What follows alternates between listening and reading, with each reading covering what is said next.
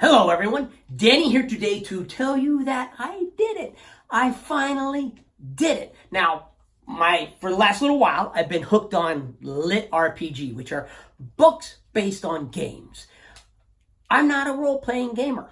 I do love games, but I've had one experience with role-playing games, so I've never been able to experience what it's like to listen to a book that's based on a game that I know, a game that I love, a game that I participated in for years, and then Magic the Gathering. So with their newest release of cards, they decided to take and create a storyline that's actually in book format. Now, if you're familiar with Magic the Gathering, you know that there's always a storyline to go with every release, but it's a very vague, broad storyline. This time they got very specific with their storyline. They actually released a book, War of the Spark, Ravnica, written by Greg Weisman, narrated by Robert Petkoff, although quite honestly, if you look up what it says for the name of the narrator, it doesn't say Robert Petkoff. It says P-A-V-I, and then the last name spelled P-R-O-C-Z-K-O. So I don't know, Robert Petkoff may be his Americanized name so that people like me can pronounce it versus what his actual name is. Either way, that is the narrator there. And I had so much fun. I get lit RPG even more than I used to. I get why people think that it is for people who play role-playing games, why other people like me can't get the book. Before I get into that though, I have a favor to ask. If you love videos, please subscribe to my channel. Come join me on my audiobook journey. So, the newest release of cards has a whole lot of planeswalkers in it. Planeswalkers, the Magic the Gathering universe is a multiplanar universe. Think of Marvel, where you've got all kinds of planes in existence at the same time. Same kind of a thing there. And planeswalkers are characters who can move between the planes. And they're very powerful cards if you use them correctly. It's very easy to misuse a planeswalker. I had a nephew who thought it'd be a really great idea to create a deck that was almost nothing but planeswalkers, and he got slaughtered every time he tried playing it because we just ignore the planeswalkers and swing on him, kind of a thing. So you got to use them correctly, and you use them correctly, they're very powerful in the deck. In the book, you have the dragon. Oh golly, I just had his name in my head. And one of the things I was going to talk about in this video is how I love the fact that I recognized characters' names. Liliana Vess, Jace, the elder dragon that's the bad guy who I can picture what he looks like in. This is how sad it is. I can picture what he looks like in my head. He got curving horns and a little gem in between them. And I can't come up with his name anyhow. If you're familiar with Magic the Gathering, you'll know who I'm talking about. So he wants to take over the multiverse. He wants to become a god. He used to be a god. Now he's no longer a god. He's just an eternal being, and he wants to take over the multiverse. So he devises a plan to where all of the planeswalkers get drawn and trapped on this one plane. And he has set things up on this one plane so that he can not just kill the planeswalkers, but actually harvest their spark, what makes them special and what makes them planeswalkers. He can harvest that, add it to his own being, and then he will end up becoming a god. The planeswalkers are caught by surprise. They don't see what's coming. They know he's a bad guy. There's a group of planeswalkers that have dedicated themselves to fighting against him and trying to protect worlds from him. Now, I have not paid any attention whatsoever to the previous storylines that go with the cards. I've been a player for probably 5-6 years. It could be longer. I'm terrible with stuff like that. My children introduced me to the game back when they were younger. Now they're all grown and out of the house. So been long enough. And when the new releases would come out, we'd check out the cards and everything. Wouldn't really pay attention to the storyline. So a lot of the prior history that is brought up in this book may have actually been components of previous storyline, and it may have been something they just created for the book. Either way, I really enjoyed it. You've got planeswalkers that have relationships with each other. They're lovers, they're friends, they've betrayed each other in the past. You know, there's history there.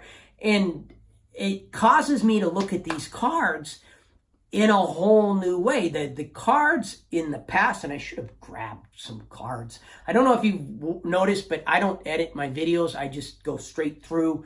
I talk. I'll review the video, and if I don't like something that I said, if I discover I said something I don't like, then I'll go back and I'll redo the entire video. I'm just not technical enough to edit. That's why I don't have any fancy graphics or anything like that pop up in my video either, because I don't know how to do that stuff. I'm a truck driver. I mean, come on, people. The steer, shift, clutch, brake. I mean, that's as technical as I get. I can change headlights. I can do some mechanical stuff, but that's pretty much it. You're lucky I know how to use this phone. But now that the cards, when I play the game, the cards come more to life. The cards themselves are actual people now. And going through the book, there were some characters that they mentioned that I was like, wait a minute. I don't recognize that person. I want to find that card. I want to get that card and see how you play that card. I mean, some of them, Jace. Well, I know how to play Jace. Liliana, I know how to play Liliana. I've played with those cards in the past. I've used them in decks before. Nicol Bolas, that's the Elder Dragon's name, Nicol Bolas, you know. I know some things about that character. But there were some other ones that were introduced that had me going, wait a minute. Who's this Planeswalker? I have never heard of this guy. It is non-stop action throughout the book. And in that sense, it's like the game. The game is constant attack and defense, constant attack and defense, constant attack and defense. I actually really would have liked to have seen them turn this into more of a thriller, into more of a trilogy. Excuse me, not a thriller, but more of a trilogy. I think the storyline could have been fleshed out better. I think the storyline could have been drawn out and turned into a trilogy. You never had a moment in the book that you had that feeling of sitting on the edge of your seat, worried about what's coming up, worried about what's about to happen.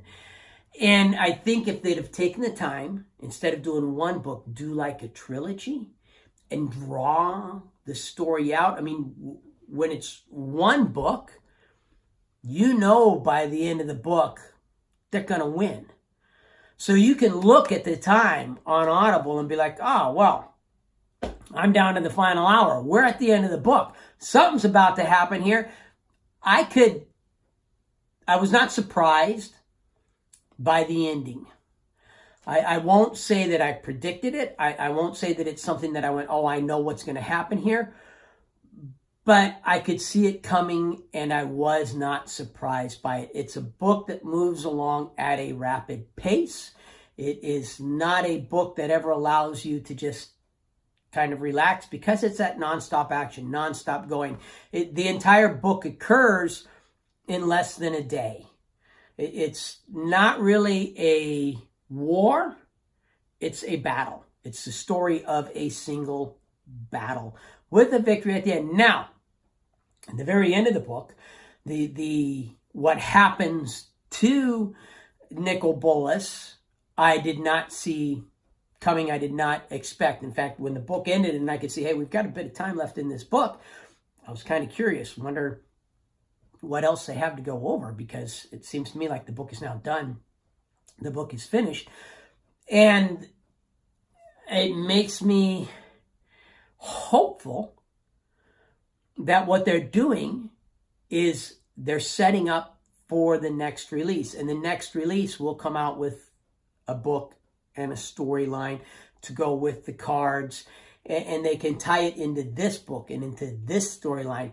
My recommendation to them then would be to do a trilogy.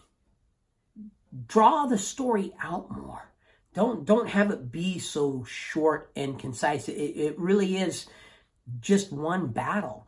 And one battle doesn't give you enough time to have those moments of, oh my gosh, if it was a trilogy, I mean, book 1 could end in total defeat and disaster, and then I got to wait for book 2 to figure out what happened. Book 1 can end in this hopeless situation.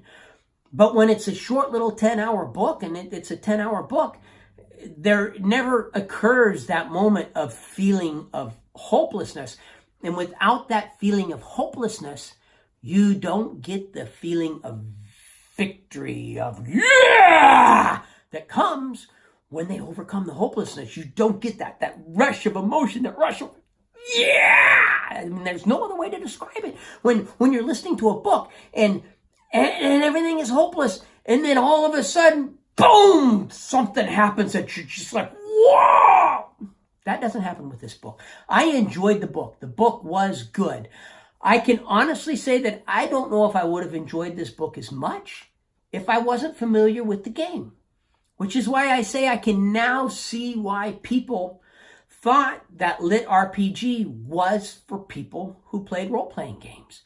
If I was a big role-playing gamer, then I might look at that and go, only role-playing people would enjoy this. And that's a handicap I have with this review. It's a game that I'm familiar with, so I look at the book from the perspective of someone who has played the game and is familiar with the game. I can't recommend the book to people who haven't played the game because I don't know what the book would be like for someone like that.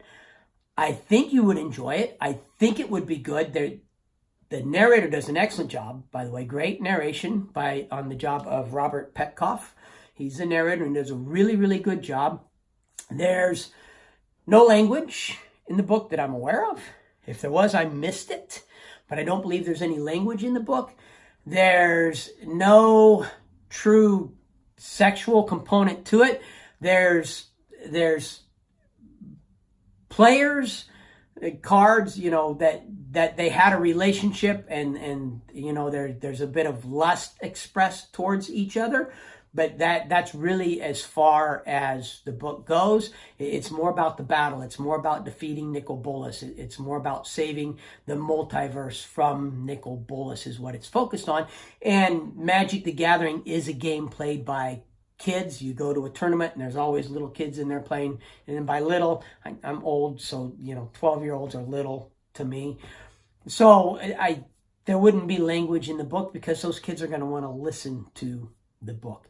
If you like this review, please hit the like button. If you like my channel, subscribe, turn on notifications. Questions, comments, feedback, it's what the comment section is for.